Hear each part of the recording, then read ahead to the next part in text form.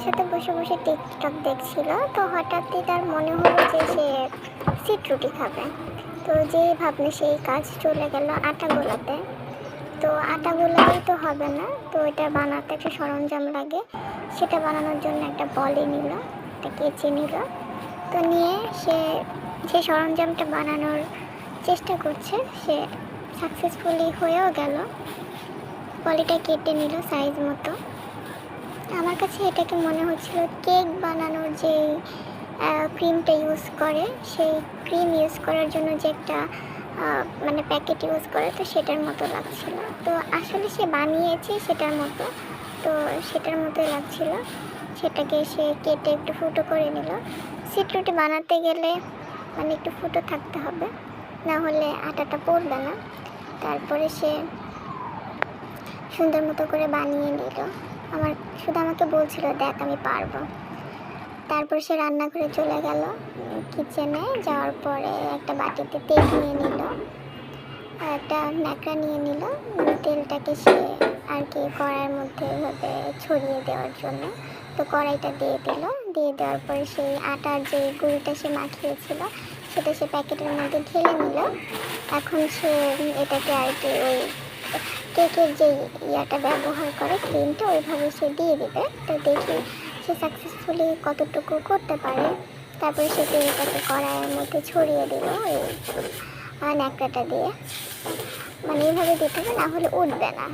তারপরে সে ওটাকে নিয়ে দেখি এইভাবে দেওয়ার চেষ্টা করছে। তো আমি বললাম এটা হবে না। সে বলছে তুই শুধু দেখ হবে কি হবে না, শুধু তাকিয়ে তাকিয়ে দেখ। তারপরে দেখলাম বাহ কি সুন্দর উঠে গেল, মাশাআল্লাহ দেখতে অনেক সুন্দর হয়েছে।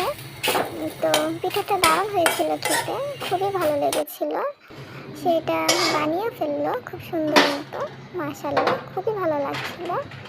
তারপরে সে আরেকটা দিচ্ছে, ওই একইভাবে সে কড়াই তেলটা দিয়ে নিল। তারপরে ওই পলিটা একটু পাতলা ছিল, যে কারণে সে পলিটা পাল্টাতে বাধ্য হয়েছে আর কি। সে একটা ভারী পলি নিয়েছে, মানে মোটা পলি নিয়েছে। এখন দেখা যাচ্ছে এটা দিয়ে কতটুকু করতে পারে। তো এটা দেওয়ার পরে তার মন মতো হয়নি, মানে এটা বেশি পড়ে যাচ্ছিল। তবে সে চেষ্টা করে যাচ্ছিল। এখন এটা উঠবে কি না আমি খুব কনফিউশনে ছিলাম। আলটিমেট এটা উঠে গেল, খুব সুন্দর মতো উঠে গেল। তো মানে দেওয়াটা যেমন হোক কিন্তু পিঠাটা সুন্দর মতোই হয়েছিল। তারপর সে আবার আগের পলিটাই ব্যবহার করছিল। তো এটা সে একইভাবে দিচ্ছিল, তবে এটাই আমার কাছে ভালো লাগছিল এই পলিটা ইউজ করাতে। দেখি এখন এই পিঠাটা কীভাবে মানে কতটুকু সে উঠাতে পারে। তো মাশাআল্লাহ দেখি এটাও সে খুব সুন্দর মতো উঠাতে পেরেছিল। আমার কাছে পিঠাগুলো খেতে যেমন দারুণ লেগেছে, দেখতেও আমার কাছে ভালো লেগেছে। আসলে মায়ের হাতে সব কিছুই খুব মজা, এখন যে যেভাবে আর কি নেয়। তো সেই পিঠাটা খুব সুন্দর মতো বানিয়ে ফেললো। আসলে সে যাই বানায় সেটাই আমার কাছে খুব ভালো লাগে। তারপরে দেখি সেই রকম করে আরও কয়েকটা পিঠা বানিয়ে নিল, খুবই ভালো লেগেছিলো।